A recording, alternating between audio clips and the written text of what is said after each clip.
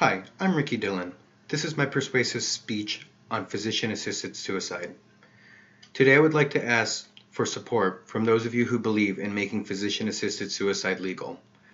I know this is a tough subject to talk about, but through statistical analysis I will demonstrate that what people really want is the choice to end their suffering on their own terms, instead of awaiting the painful and intolerable ending which chronically ill patients suffer. A 2015 Gallup poll suggests that 7 in 10 Americans say doctors should be allowed to assist terminally ill patients in committing suicide. This suggests that the majority of Americans are for the legalization of physician-assisted suicide. My hope is that you are too. I'm asking for you to set down your personal feelings so that you may be able to open your mind to a dying, suffering person who wants to make the choice to end their own life through the help of a physician. I have to make it known that there is a distinct difference between physician-assisted suicide and euthanasia before I begin. Euthanasia is when a physician or other person injects a patient through an IV with the drugs to help them end their life. In physician-assisted suicide, a patient requests for a physician to write them a prescription for drugs that will aid in ending their life. The main difference is the word suicide. The patient is the one taking their own life, not the physician. Take a moment and ask yourself, if my mom were in chronic pain and suffering every moment that she's awake and asked to end her own life, could I support her choice? There are some people who want to find great meaning to the end of their life through death, which should be respected. But this is a meaning that other people have absolutely no interest in finding. The choice to die on our own terms is a right each and every one of us deserves. Knowing we have the ability to help individuals end their suffering from chronic illness in a humane, highly vetted fashion should take the choice to do so away from them. I don't believe so. Should we allow terminally ill people to make the choice to die on their own terms, in the time of their choosing, and with the people they love to help them along life's last journey? My mother died of ovarian cancer 4 years ago. My grandmother. My grandmother's life was filled with challenges that many would call tragic. She was from a third world. She had every right to be angry with the world, but turns out she was the kindest and most loving person I ever knew. My grandmother's cancer went into remission 3 times. When it came back the 4th time, she decided to stop fighting her cancer. She succumbed to her fate. She suffered until her last breath. But as a devoted Catholic, she did not believe in suicide, and that she was suffering because it was God's will. Watching her suffer like she did made me wonder how much different her passing may have been if she had exercised her choice to end her own life. It's never come up with my family, and I don't have the courage to bring it up, because I know it will not be well received. So we'll be talking about 3 topics today. What this is not about, because this is not about right or wrong. This is about choice. How the statistics indicate that the importance to the terminally ill person is to be able to make the decision for themselves to end their own life. And we'll talk about Oregon being the first state in the United States to pass the Death with Dignity Act, which gives patients the rights to choose a physician to provide them medication that will help them to commit suicide. The requirements a patient must meet in order to qualify for physician-assisted suicide. So let's talk about what this isn't. I am most certainly not trying to persuade you to decide whether this is right or wrong, but rather, should we take the choice of physician-assisted suicide away from the terminally ill patient? There is an endless list of reasons why physician-assisted suicide is wrong.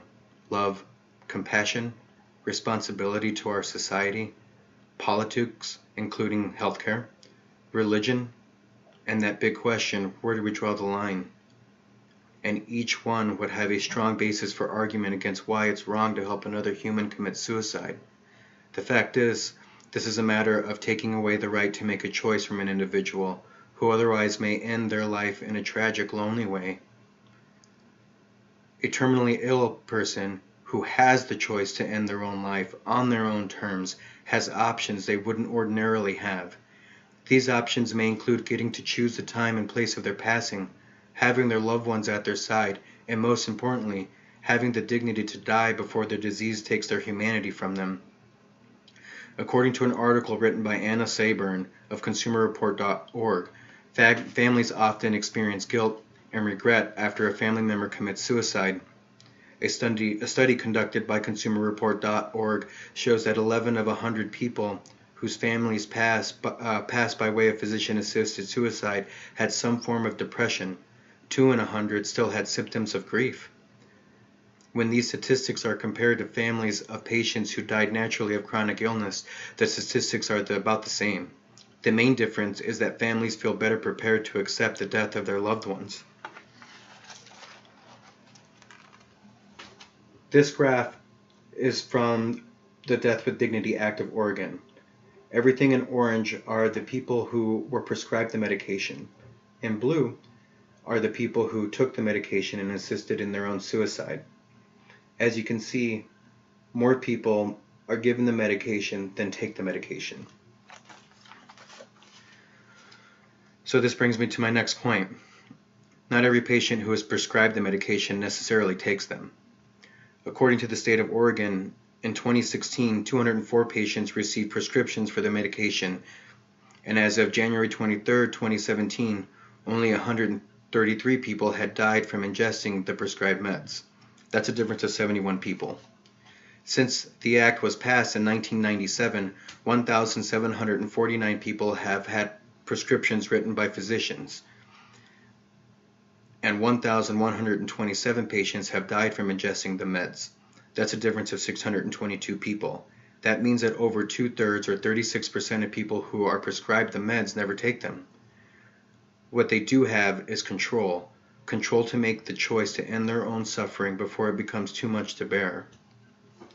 These statistics indicate that patients who receive the medication may not use them. When having the choice to end suffering, it often gives a person the ability to reflect differently on their outcome. They now know when they transition from life, it was on their own terms, and they didn't have to suffer if they didn't want to. All people are different. For some, accepting they do not have control of how they die is not a burden that it is for others. These individuals are getting to make the choice to live out their chronic illnesses the way they want to. In all fairness, they will be given medication to help manage their pain. But is there much of a difference between medicating someone for pain to the point that their breathing can no longer sustain life, and giving them the medication that will help them pass away without having to make such a decision? Well, I'll tell you that the difference is intent. In the scenario where a patient decides to wait out their fate, the physician's intent is to help ease their pain. In the scenario where a patient wants help to commit suicide, the physician's intent is to aid in suicide. So when deciding about physician-assisted suicide, you must ask yourself, are you concerned with the intent of the physician, or taking the right to make a choice away from another person to make for themselves? There is a vetting process which has been written into law called the Death with Dignity Act in the state of Oregon. This process is designed to determine if patients meet a particular set of requirements to be considered for physician-assisted suicide.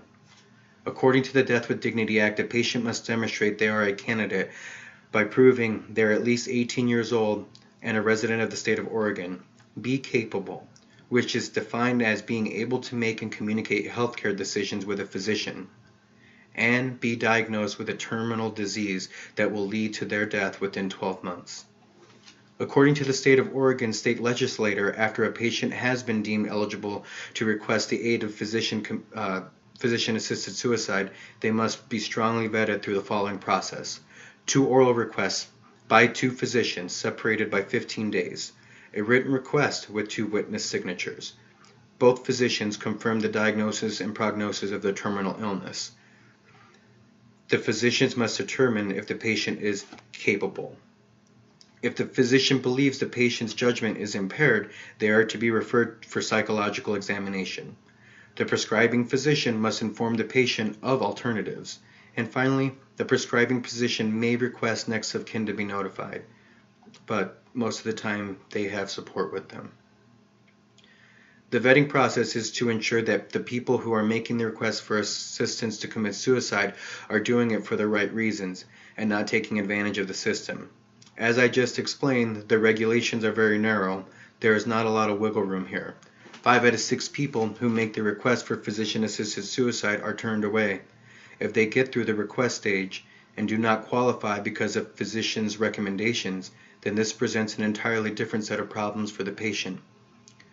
Patients can feel helpless and take their own lives, leaving their families to pick up the pieces or look for back alley solutions to their afflictions.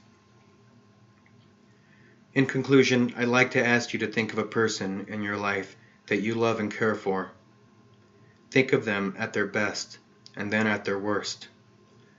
When a vulnerable person is at their worst, that's a good time for them to judge who their true support system are. If you are one of those blessed to support their end-of-life transition, are you going to be able to support their choice to end their own life? Are you willing to tell that person that you cannot support them in their endeavor? Or can you set your feelings aside and support their decision? Are you willing to take choice away from the person with so few choices left? I know I am not. I'm asking you to consider something that you cannot completely understand.